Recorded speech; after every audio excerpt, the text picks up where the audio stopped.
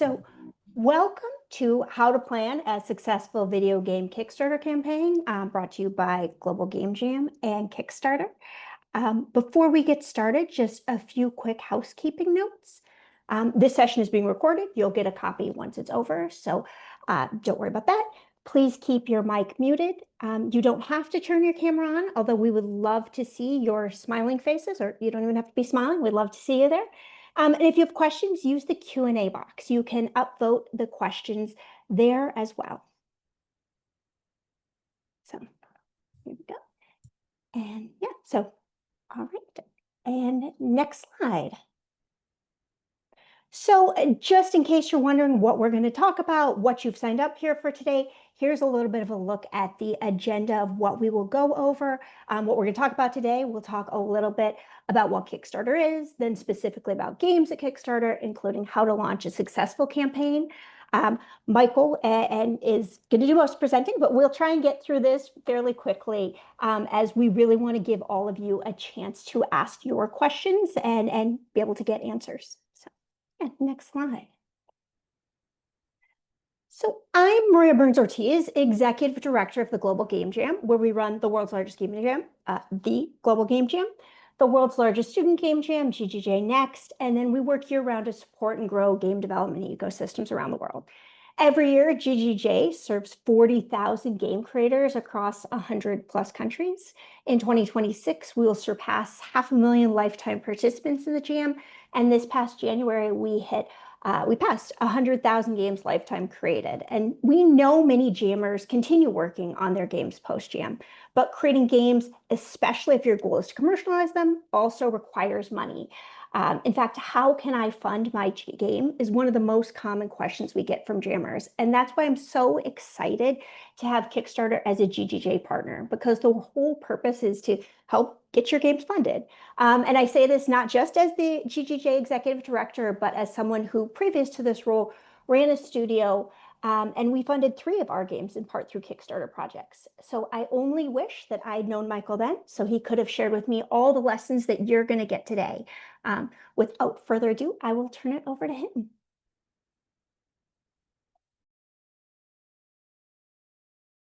Michael, you're on mute. Stupid button of Zoom was over my unmute button. Sorry for that. Hey everybody, here I am again. Yeah, actually I ran a Global Game Jam event back in the days, I think it was 2007 or 8 in Berlin, in a punk style venue, no heating, end of January. You can imagine how that went, but it was a super cool experience and we definitely bonded while doing it. My name is Michael Liebe. I'm not alone in the team. We actually have a couple of people supporting the games team, but I'm in Europe and my background is based on video games. So that's where I come from. So kind of within the Kickstarter games team, I have the longest experience in working in the video games industry. Hence, it made sense for me to join this presentation. As mentioned, we want to kind of speed run through this slide deck just to have also enough time for your Q&A. Kickstarter is there for more than 15 years now, so we have some experience on supporting reaching funding goals for creative projects.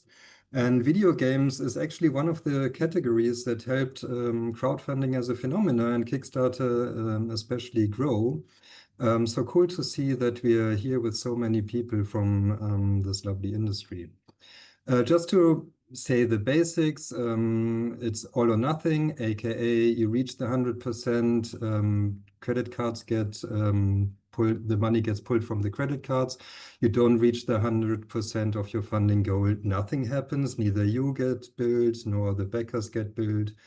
nor we earn anything. So that's the concept, making it challenging to reach and fun also to reach the funding goal. It is project-based. For you video games industry folks, that's standard procedure to have a game project. But meaning also it's not an equity, not focused on the company or anything longer term in your business. It is really bringing this creative idea to life through rewards. So you have to have rewards that have a specific value. Even the €1 join our newsletter, the newsletter is the added value. Kickstarter is a PPC in the US, a public benefit corporation, which allows us to also support the creative industries in a way that other companies can't. And as it's a project-based crowdfunding, you have to have something creative, also meaning it didn't exist before. So you can't just do the same as you already are selling on a store. You have to create something new. One word or two words, Kickstarter is big. And we just reached $8 billion of pledged to successfully funded campaigns, which is massive. And the community is also super big. I know community seems to be like a buzzword. Everybody's talking about community, but we do have an active community actually in the games category. Any backer who backed a game before actually backs 3 more. So these 23 million backers are not just dead accounts we collected over the years. They are active and make Kickstarter what it is today. Games in Kickstarter means anything. So VR, mobile, tabletop, card games, board games, and video games. So these numbers are for games in general, and it is actually one of the biggest categories we have, with tabletop games being the masterpiece of the biggest pie chunk of the cake, however you say, you know what I mean. It's massive. But video games is there to stay, and as mentioned already, it's also how Kickstarter kind of grew. And last year was a super successful year. 2024, we had an increase of 28% on a year-on-year comparison from 23 to 24 in number of successfully funded campaigns on Kickstarter, which is pretty substantial, especially if you see current situation of how funding works in the video games industry. And to say it based also on numbers, you might be hearing a lot, yeah, but is Kickstarter dead for video games? Do I need to have a big name to run it? Do I need to have millions of followers beforehand? Is the hype gone? No, the hype actually only changed in terms of unsuccessfully launched campaigns, but not funded campaigns on Kickstarter, but the number of campaigns that actually reached their funding goal is pretty stable since 2013. And as mentioned before, actually growing today, which I would also say is based on that creators and backers are more seasoned. So creators know how to run their campaigns better. The games team also is more experienced in consulting you guys and helping you with running your campaigns. But also the backers understand better what Kickstarter is, how it works, and why it's exciting to join this creative journey. Definitely also in these critical times today. People still want to play new games and get them into their library. That wasn't me. Yeah, it's back. Just when we're going into the nitty-gritty details, here we are. So, but definitely is the biggest benefit and the most exciting part of Kickstarter is that you, but also the backers, get into direct communication channels with you as creators, and you get a direct channel to your backers, to your fans, to your audience. This might seem like a sales pitch, but it is actually super strong, especially if we then go to the last bullet point, where you can crowdsource the design and the content. You can listen to your audience Actually, before you go into the details of polishing and developing and building more. So it allows you to actually pivot your game or add content to your game, or actually even know, is there demand for this product and idea I have, before you go into actually trying to sell it. And also good to know, I talk to a lot of publishers out there and investors, also the partners here of Global Game Jam. They take a successfully run Kickstarter as a proof of concept for their ticket unlock. So a lot of publishers out there actually scout what's happening on Kickstarter and try to see and understand the audience demands. And if it's successful, or even if it's not successfully funding, they might say, okay, you have a great game out there, but you need our help. So there is a lot of opportunities to be unlocked while running a Kickstarter campaign. One prime example also from Poland is Superhot. They started with a basic game jam idea. Some friends come together, try something out. And now they are one of the relevant indie publishers in the European video game scene. So super cool to see. They actually were, I don't know if you remember Google Stadia, but they were like the role game, the launch game of Google Stadia. They were also with their VR version on Oculus when that launched. So that can happen just out of an idea you generate during a game jam and then run a Kickstarter and grow to be something really big and successfully also in the long term. Another European creator, yes, you know, I'm from Europe, so most of my examples are people I work with or I know personally. So this guy, or this company, Chivik from Spain, surpassed the 1 million euro mark even by 30%, and almost 25,000 backers activated on that. Mind-blowing actually to see this happening. But you might say, yeah, okay, but you know, that's big, I cannot reach it. This guy, Abraham, the founder, started alone as solo dev, did this campaign on Kickstarter, raised 30,000 of a 25,000 US dollar game funding goal. And you see the similarities on the visuals, right? So he's created a profile for his company, for the games he wants to make. And I think 7 campaigns later, he reached the 1 million. So it's not like, okay, you just start and you are a millionaire from the get-go. It takes stamina, building a profile, growing and developing your community, and gaining experience. And here he could actually also take a lot of the backers of a previous campaign over to the next because it was similar target audience. So pretty cool story to actually follow and get inspired by. So what do you need to do? We decided to keep this a bit basic for now. Some of the questions might show more details. So just to be sure, Kickstarter is the live campaign. That's what we typically say, and that's what you know if we say, let's run a Kickstarter. You're talking about the typically 30 days being live. But Kickstarter has added a lot of tools for pre-campaign support and also post-campaign support. Post-campaign means pledge manager. It's your 25,000 to stick with the Mika example. Backers need a tool to update their shipment data, their email addresses for the keys they want to receive, whatever it is. So actually the pledge manager, which we launched in on May 8 of this year, is there to stay and there to grow. And after its first like iterative phases, it actually has grown into a tool that the community, the creator community loves and uses regularly. But also the pre-marketing page is something we launched, I think, 2 years ago, which is kind of now a must-have. So you have your pre-marketing page up and running for 3 to 6 months. It depends on your resources, collect followers there, which creates a great CTA, a great call to action for your social media, for your newsletter, for your event appearances.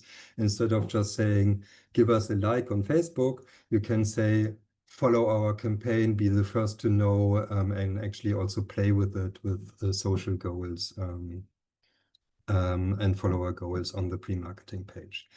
For the bigger campaigns out there, bigger meaning like 250K plus US dollars as expected funding result, we have an internal performance marketing team that can help you with the ad management for whichever platform you're working with. And more to come. So I would recommend actually to follow Kickstarter on LinkedIn. I do that myself as well. There's exciting news we share there on a regular basis, platform improvements, updates, and also strategies. So follow that to be the first to know. Or you jump onto our Discord if we want to share the link now. That's where you can also talk to us directly and get in touch with us and also get to know updates about Kickstarter firsthand. As mentioned, reward and project-based means we have a target group. And this is the biggest mistake many people don't do or do before launching anything actually in the video games scene. They do the game they want to play. Yes, that's good, but you need to make a game for an audience because they, in the end, will pay for it or not. They will back your project or not. So understanding your audience, pivoting out from yourself, yes, that's a good approach, and understanding which niche you are part of and which community you are part of. But you're making a game in the end for an audience to play. So define it, and the more narrow you can be on that, actually, the better. We recommend rather champion a niche than trying to be a one-fits-all product out there. And then for period of campaign duration, I get this question a lot. Should I run for 60 days? I really need the money. I'm desperate. I want to run longer. No, 30 days is a standard for a reason. It's like a month. We recommend to start on a Tuesday or a Wednesday. Many people actually go onto Kickstarter on Tuesdays just to see what's coming out and what's new. And then you try to end on a Thursday or Friday. Remember, Kickstarter backing behavior is like your free-to-play mobile game behavior. It's work days. It's before you go to work, it's in your lunch breaks, and it's after work. It's when you are at PC or when you're with your digital device. And it's not a weekend thing, actually. For the updates and stuff, yes, but not for backing. So try to just stick to the standards. You have enough other things to be creative about. The tendency on board games, just to mention this, is actually to go shorter campaigns. But for video games, stick to 30. And we don't see an increase in funding results if you go 45, 60 days. Even on the contrary, people lose interest. And you don't need to run longer because we have the late backing out now. So you can select a couple of rewards and say late pledges enabled. And then after your 30 days ends, these 3 or 4 rewards continue to be available for backings. So you prolong your campaign time through the late pledges rather than extending your live campaign. Storytelling is marketing 101 and feels a bit, again, like, yeah, standard procedure, but it is, especially if you run Kickstarter, about the story behind you and you making this game. Which actually unlocks a bit of an easiness to start your social media. Like a lot of people are like struggling, okay, what should I post? Do I have anything to share? Yes, you have a lot to share. You're working on a game. You're doing more than 90%, 99% of the people out there. That's already a story. You met for your first creative meeting. That's a nice social media post. Take a picture, post it online. You actually signed your founding documents for the company. You bought a new blanket for the dog office dog. Whatever it is, these are good stories to have because it's about your story, how you are building this game and why you are doing it the way you're doing it and with whom you're doing it and with which goals you're doing it. And this allows a lot to to your marketing efforts. And this creates a community of similar people around you. And that's how this works actually as a pretty easy part. Then, especially in video games, typically the funding result you get on Kickstarter is not enough to make a game. If you're not solo dev and junior, 6 months, 3 years of developing a game just costs more than the 20K you raise on Kickstarter. So think of it about a piece in the funding puzzle. So there's publishers, investors, public grants, whatever, friends, fools, and family, and the Kickstarter. So it's not the means to an end. It's people you gather from different sources. And again, remembering Kickstarter is actually proof of performance, proof of concept, proof of market demand. So this unlocks other funding sources. But be creative here as well. There were a couple of questions about the funding goal and what happens if it's too low or whatever. Let's please follow up on this on an individual basis, because it's too individual to just say, whatever, try to get 5 million. I don't know what your goals are, what your needs are, and which resources you can unlock. And this is something we actually do as outreach, is strategize with you and think about what you can do and what you should do and how to build your storytelling also around that. It's just one part of the funding puzzle, etc. pp. So there's a lot of things to do here, but let's talk about it instead of me just giving a general advice. Then when should you start and when should you launch your campaign? For video games, you need to have a demo. You do not need to have the demo public. That's a strategy you can decide on, but you need to have a demo because you need in-game GIFs. And you need to have something to show to, say, super backers, YouTubers, Twitch streamers, whoever you want to share it with. That's super critical. If you have the time, we recommend 6 months before you go live with the campaign, actually you start preparing stuff. And do the boring stuff first. Stripe unlocking, the uploading all the documents. You don't want to have that as a panic mode before you want to start talking about your campaign. So just get the boring stuff out of the way. Takes around a week or 2, and then dig in and continue promoting and collecting followers. Creating a fulfillment plan. This is more for campaigns that have physical rewards.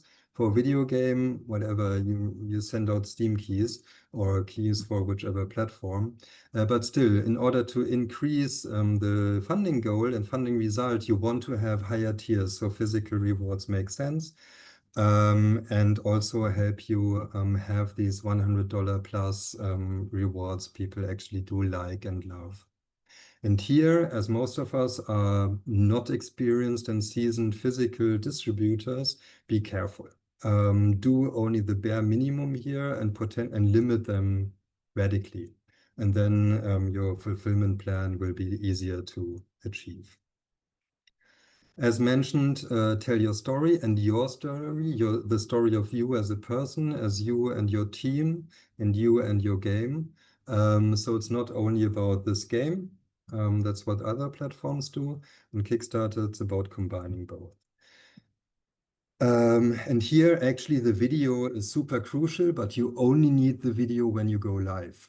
So also don't get stuck on this. The pre-marketing page has to go out as soon as you can actually start collecting followers, and all you need is a title, a subtitle, a nice image, and that's it. So don't get stuck on adding too much things about your rewards and whatever. Just have 2 or 3 rewards in it. Basic description, tag me or ping me or whoever you're working with in the outreach team so we know, and we can unlock your pre-marketing page earlier. So all of this, yes, you need it, but you can actually edit everything until you go live, and even while you're live. You can still change the title while you're live. The URL stays the same. So image. People are, most of us, are visual animals. That's what humans are attracted through. So have something that is really eye-catchy and you want to learn more. This looks cool. Small also. Actually 50% or more than 50% of the backers come through mobile. So think about also how it looks on a small screen when you create your image. And combine that with a good title and an excellent blurb or subtitle. This also, Larian Studio, super high profile company today, Baldur's Gate 3, just in case you're not aware. They also started and got rescued through Kickstarter with Divinity. And here also looks amazing. You just want to, if you're into this type of games, you just want to click on it and learn more. So that's what you should invest a lot of time in. Then, as mentioned already, you need to have GIFs. This not only makes the page more attractive, it actually also shows how the game will look like later. So for all the producers in the room, it changes a bit of the order of developing a game. Your art team needs to perform first, and then you go into finalizing the mechanics and stuff, because you want to run the Kickstarter before you go into more details. So have the polished art as soon as you can, actually. Feature the team. As mentioned, it's about the story of you, your team, and your game. And then when the time finally comes, you need to have a video. Here, think a combination of how you would have it on Steam, which is trailer, gameplay, and then additional insights. We recommend to start with game, make the game attractive, and then show your faces. But do show your faces, even if it's at minutes 7 or whatever you want to do. The people who take 7 minutes investment into watching your whole video, they will back for sure. So don't bother about being too short. Yes, 2 minutes is good, but you can also go longer if you have more to say. But remember, the first 10 seconds have to lure people to watch more. And be brave. Kickstarter is not a discounter. Kickstarter is a community of fans of video games or the genre and media they love. So you can easily create $100, $250, $300, even $2,500 rewards. Just need to make them meaningful. And think about Kickstarter versus distribution. Kickstarter is not the distribution. It's not the sales platform. It is the opportunity to join a journey early. So think about stuff you cannot buy on Steam or whichever is your platform of choice. Put the name of your dog into the game. Be the villain. I don't know, you hate your neighbor, make him the arch enemy, and just put that name in it, offer that as a reward tier. And that people pay 2,000 euros for that, or dollars, whatever, just to be also in it. Credits is a nice tool. I don't know in how many games you are credits in, which you didn't do yourself. This is an awesome incentive to become a backer. And start talking about it also while you're doing the pre-marketing. This is also a great CTA and communication reason. Hey, we're thinking about this reward. What do you think about that? Blah, blah. So you can already attract people who are savvy of how crowdfunding works, attract them by, you're even transparently thinking about your reward structure, and do that also in the pre-marketing phase. Do I need to have a follower number before I go live? Yes. Nothing more to say. It should be big. The bigger it is, the better. Conversion rate is roughly 20% of the followers to backers. So you can do the maths easy also for the expected funding result.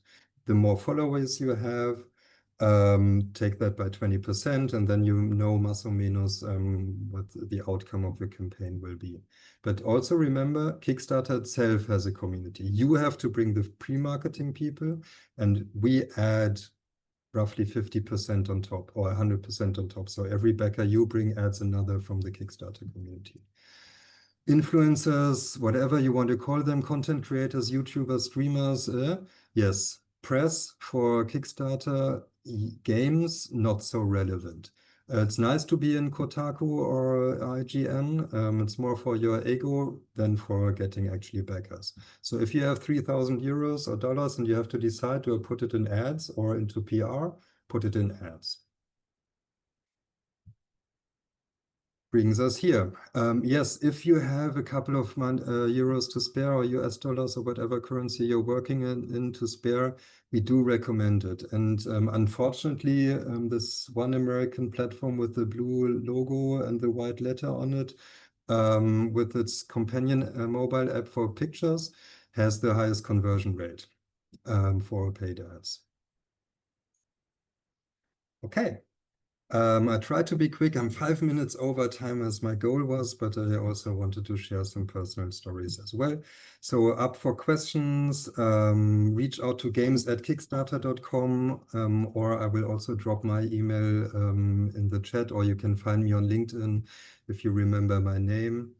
And whoever's at Gamescom, you know how we look like. We will both be there, Maria and myself, plus Elena from my team in Europe. So yeah, thanks for listening and looking forward to your questions. Yeah. Well, and as we jump into questions, we actually wanted to know if you're working on a game, what stage is your game in? And so we're going to launch a poll here for you all to be able to do that.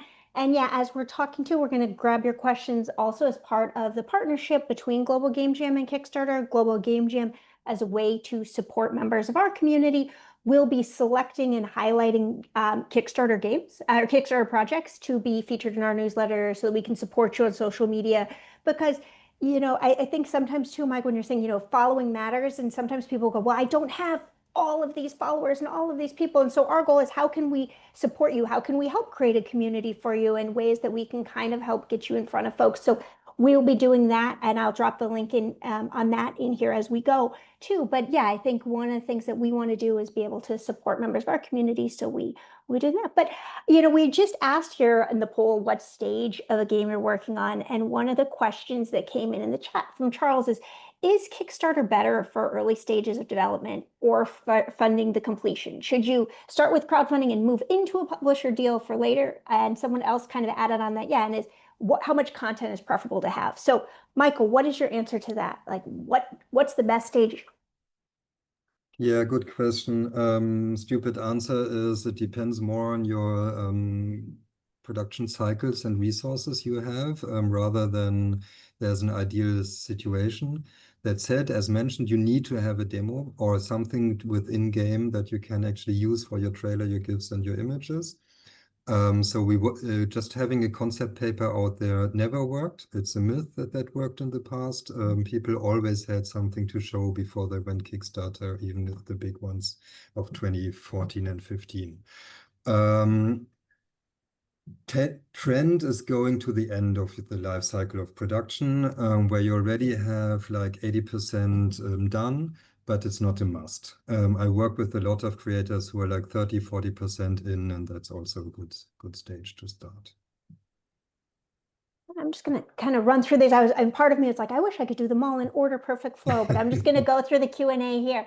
So someone said, any guidance on affiliate programs? Are there best practices for aligning the success of a campaign with either content creator, influencer partner? Obviously, there's a number of different backer partners. Any insights there?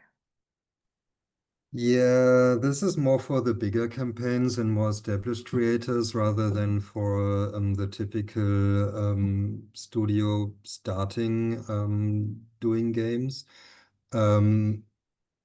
It's more about the emotional connection also for the social media creators or content creators, rather than having them earn a chunk of money through a backing. This is for the ad agencies, yes. There it's recommended, and that's also how they roll. They will always take a chunk of the backing volume an individual backer puts. Like 30% is kind of industry standard. But for like content creators, I would rather work with them on the emotional level. Super creative idea. We want to bring this project to life. Let's work together. And then, so Dan asked, it looks like the percentage of successful campaigns has been pretty consistently around 25% or so in the last few years. is that what is the percentage you're seeing? And also I saw one further down that was asking about if there'd been any significant noticeable changes over campaigns in the last 5 years. Have trends shifted? Um, Yeah. Yeah, so unfortunately, the success rate on Kickstarter for video games is pretty low if you look at the global numbers. It's below 30% in an average year, between 25 and 30%, it varies. But actually, most of the unsuccessful campaigns are what I call 0-0. Zero backers, $0. And it's all of these black sheep, whatever you want to call them, people not doing their homework, not building a community before. There's a weird statistic. The success rate of video games increases to 75% in average if you only have 25 backers. So half of the people in this audience, if you activate them, your average success rate already is increased to 75%. So let's talk about these people who did their homework, who did the community, and compare those. And then the numbers are a lot different than the global statistics show us. Is there a trend on this number? No, it's stable, as I tried to show also in this graph. Is there a trend on content? Also, no. Actually, Kickstarter is good for starting out new content pieces. Like cozy games is something that you didn't find on Steam too much, and this grew on Kickstarter. Same with pixel-heavy and Metroidvania stuff, and also like you don't find another place to support an SNES cartridge remake, or Sega cartridge remake or stuff like that. This is exclusive to Kickstarter and actually pretty fun and great to see. But the content trends depends on your community. There, in the end, we are a platform providing services. You bring your community, you activate them, and anything works. Before I didn't say it, mobile games don't work because of the business model of mobile games and the distribution of content there. Like €1 free premium title, you need 10,000 backers to get 10,000 euros. Not worth the effort, right? So there's a flaw in the system, or not a flaw, but it doesn't fit to Kickstarter. And whatever you find hot and trending on Steam is also not the best idea to go to Kickstarter with that genre or style of games, because that's what people are flooded with on Steam anyways. yeah. Someone else here, and I'm interested in this because I'm US based, but you're in Europe, and says even for European games, someone says it seems like the backers for successful games on Kickstarter are overwhelmingly from the US. What I don't is it a strong recommendation to secure a US audience and community before starting your campaign? The person who asked this points out that they're a studio based in Finland. Yes. So yes, on average, we see more than 50% of backers typically coming from the US, no matter where a creator is based in. Makes sense. Also, the country is just a lot bigger than Finland. So you have a lot more target audience there. Next, after US is always your vicinity. So Finland and the Nordics, for example, or Germany, Switzerland, Austria, stuff like that happening. It's where your community is. Of fellows you perhaps even know personally. My recommendation for any European, we are on the advantage because the Americans wake up after us. So we are already awake and hustling when they are still sleeping. And there's nothing better than to have a campaign that's already like hot. So if you can manage to activate your Finnish community, like during daytime Finland, and when the East Coast starts waking up and then scanning over to the West Coast of the US, you already are perhaps at your funding goal. So people like see, wow, there's this new campaign up and running. I want to support it as well. So this is something you can play with. But yes, the US target group is the biggest on Kickstarter. I think that's such a key part of it too, is even no matter where you are, just getting that number and that up as early as possible, whether it's time zone or just or as early in the campaign as possible, just so that suddenly, no one will always, people don't always want to be the first, but no one wants to be the last, right? And so Yeah. to drive that. There is actually, sorry, Maria, there Yeah. is countering to what I just said. The Kickstarter super backers, they want to be the first. That's also something you should be aware of if you follow the strategy. Like being the first and putting them, the first comment is something they love. So also play with that. I know you mentioned Tuesday or Wednesday, can Tuesday being a good time to launch during the week. Someone here asked, are there generally good or bad times of the year to launch a Kickstarter campaign? Basically, again, stupid answer, depends on your community and your production cycle. So you can launch whenever you're ready. That's a lot more important than if it's January or December or August.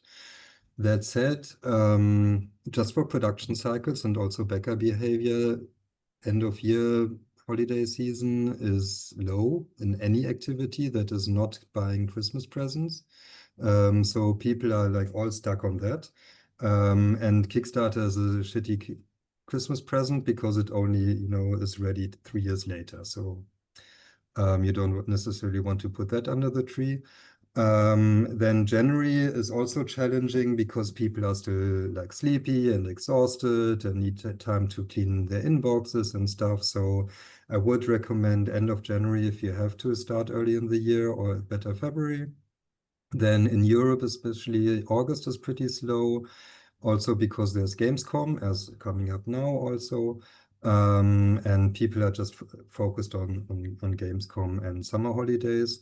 But again, it depends on your community and your production timeline rather than that, because you can also be the only campaign in August or December, and then you can benefit from that.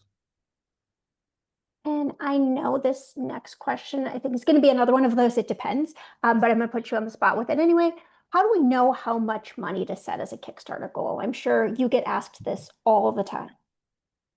Yeah, there's two questions always coming. One, the number one is how do I get project we love? The other one is which funding goal to put. Funding goal to put, again, you can communicate or calculate it based on the follower numbers. So if you don't have a hard number, you kind of need to generate. Sometimes, you have a match fund going on and you need 50,000 just to say something to unlock the match fund. Then you have to work with that.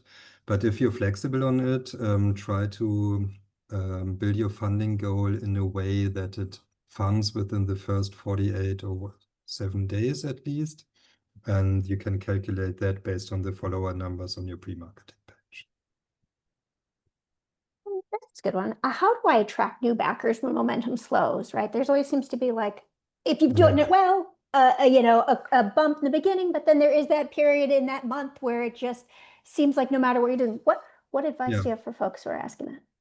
Yeah, it's actually also the reason why we don't recommend to stretch the campaign, because you only stretch the slow middle part and not the momentum parts, which is beginning and end of a campaign. The good thing about the middle part of the campaign is your funding results, more or less. You can use KickTrack or whatever to estimate what's going to happen in the end. So you can burn money on ads, which is not burned, but invested into backers. You can work with social goals and do like share incentives. You can work with stretch goals and make them meaningful. Don't do stretch goals for porting or languages only, because only the people with an Xbox or who speak Portuguese are interested for that. Do language plus something awesome in the game that's relevant for everybody. But stretch goals are a good way to keep the community active. And also, please post updates through the Kickstarter platform, like every 3 to 4 days, between 2 and 4 days, we recommend to post an update via the platform. And also do that after the campaign. Use it as a blog. Even Shenmue, who funded, I think, 10 years ago, are still using Kickstarter to update the campaign community through us. And this is awesome for also backer retention, also that to convert them into Steam followers, etc. pp. And there's nothing worse to be ghosted, and we all know that from personal experience. So be the unghost and be communicative, even if you only want to share a picture of the dog in your office sleeping. It's an update showing you're still working. So once a month an update after the campaign, every 3 days an update during the campaign. speak to, so next question here is, can you speak to community building for freemium mobile games? Yeah, as mentioned, mobile games, super challenging. Also, it's not typical, like there's Clash of Clans players, nothing against the brand Clash of Clans, it's great. But there's not like a community. There's like clans in it that like their friendship and stuff like that. But there's no excitement, emotional connection to the brand in the way you have it for your typical PC game. So that's also a problem. But how to build a community in general is by consistency. So events are great because you can showcase stuff, you can make pictures, you can like have a CTA there, follow us on Kickstarter, follow like our page, whatever, fill out your newsletter subscription here. Then social media algorithms typically work with frequency. So once a day or even twice a day, you post something on the channel. Select one channel you feel comfortable with if you're small and you don't have a big marketing team, and rather excel on that than trying to feed TikTok, Instagram, X, and Blue Sky or Twitch. So try to focus on one channel, make that really good and frequent, and then if you like get into the habits of stuff, you can broaden your reach on social media. But yeah, it's super important to do that before also. And actually, the pre-launch page is also a good test if it makes sense to run a Kickstarter. Because you can, you build your community, you have 100 followers on your social media platform of choice, you announce a Kickstarter through the pre-marketing page, follow us here, nobody follows, your community is just not ready for it. So you can also, and nothing happens if you never launch. So you can also use that as testing the waters in your pre-marketing.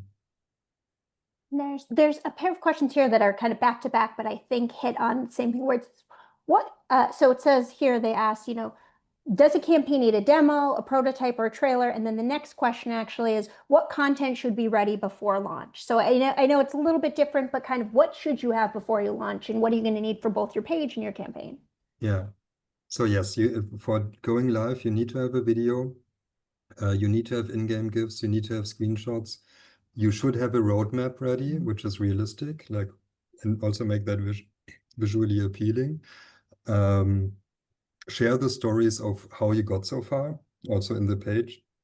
If you have stealth investors, they don't want to be disclosed, say that you have a stealth investor who doesn't want to be disclosed. If you have public funding ready, gather the logos from them, put them on the page, etc. For preparation, write your updates, your regular updates. Remember, every 3 days you're posting an update, write those before.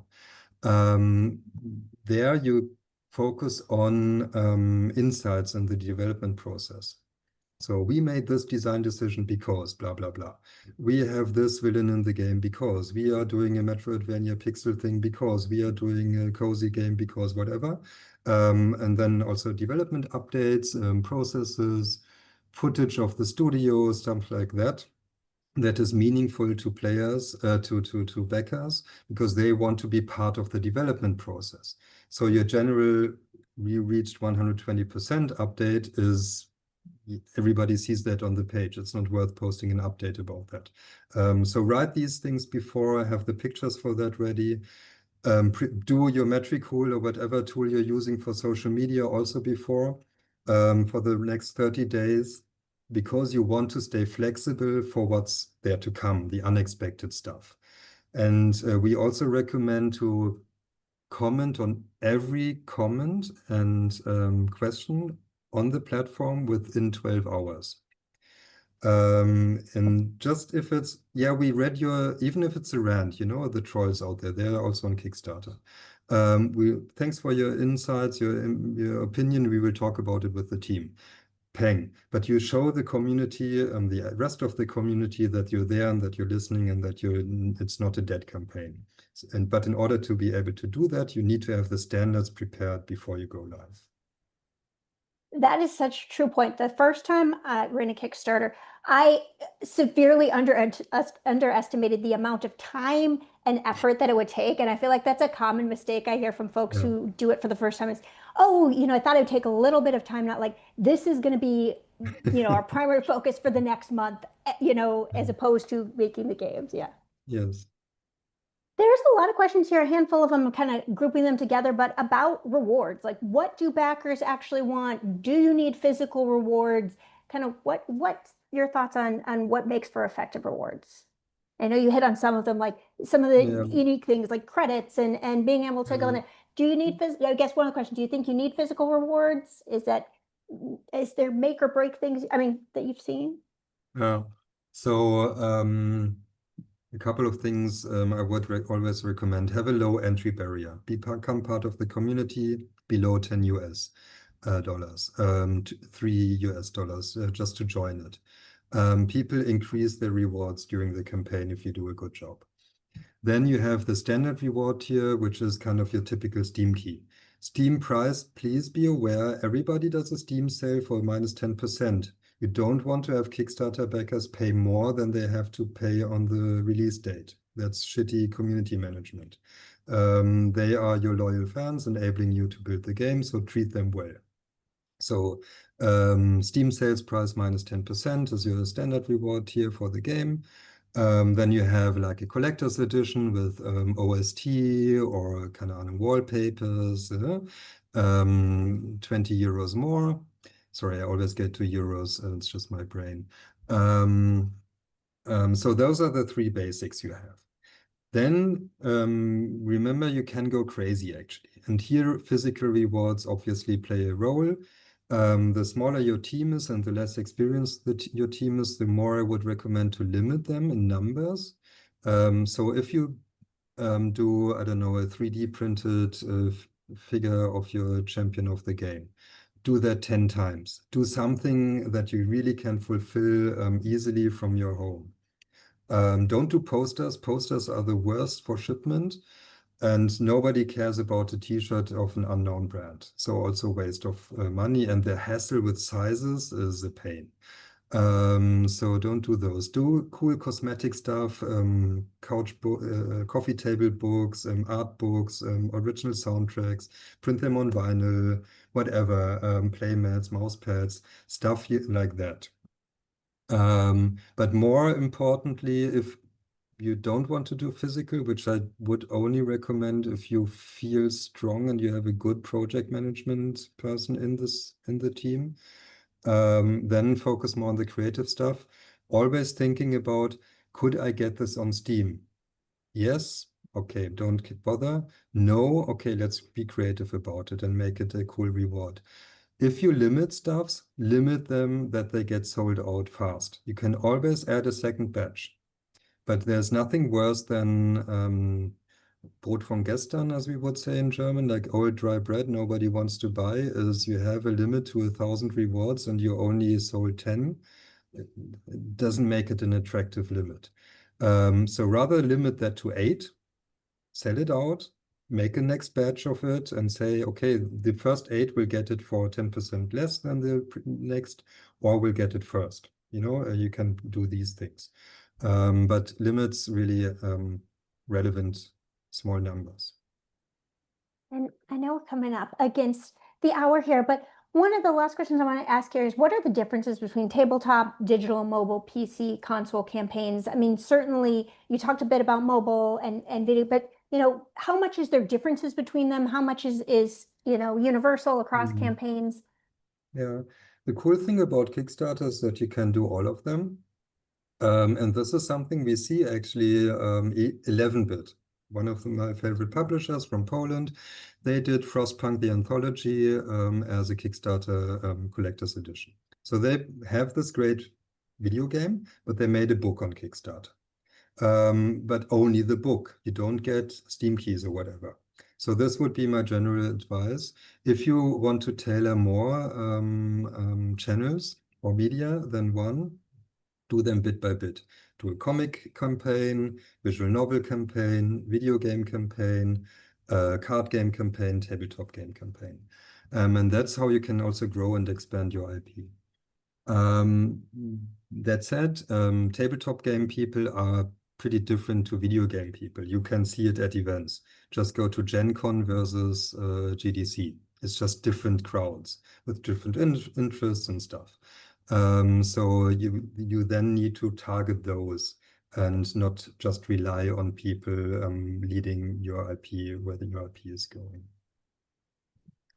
Well, and I know there's people who had other questions and they were wondering if there's ways to connect and different things. So like you said, both you and I will be at Gamescom if folks are there, games at kickstarter.com. I'm assuming I'll let you jump in if that's the best way for folks to reach out if they have questions for Kickstarter. But yeah, if anybody has more questions.